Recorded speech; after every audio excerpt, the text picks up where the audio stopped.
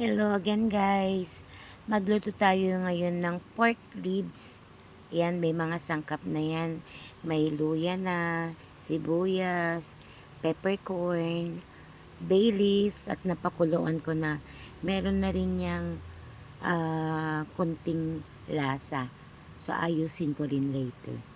At meron tayong buto ng sitaw. Lalagay natin yan. Binabad lang muna natin. At meron din tayong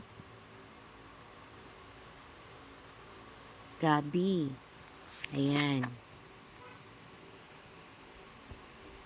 Lagay natin yan. At sitaw at saka dahon ng kamote. Meron din yan konting sili, guys. Ayan. So, umpisa na natin ng pagluluto.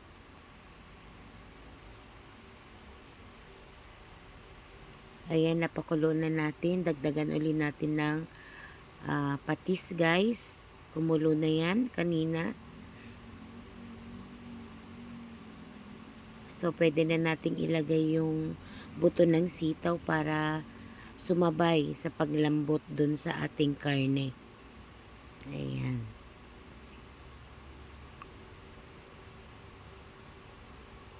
Parang nagluluto ka lang ng guys, nilaga. Di pala sinigang kasi walang asim yan.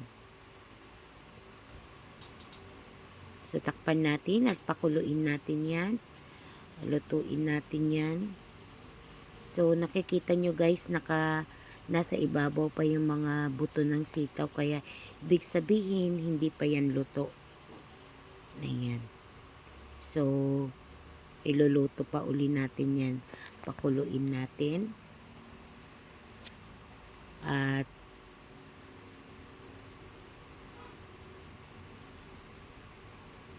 takpan. Ayan guys, naluto na kunti dyan. Kaya, pwede nating ilagay na yung gabi. Ayan, para lumambot na rin.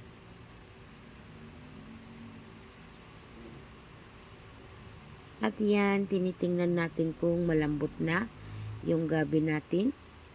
Ayan.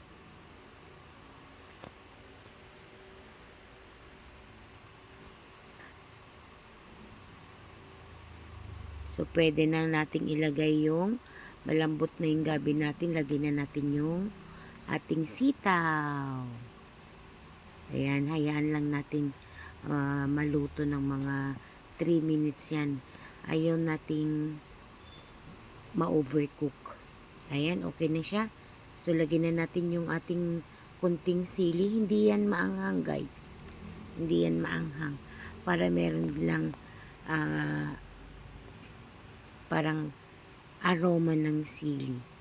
At, isunod na natin yung dahon ng ating kamote. Yan, lagay natin lahat. Masarap, may karne ka, meron ka pang gulay guys. Ayan. Maprotina to kasi protina rin yung ating mga buto ng sitaw. Takpan natin. Sandali lang yan. Maluluto na. Ayan. Okay na siya guys. Yummy. Kain na na.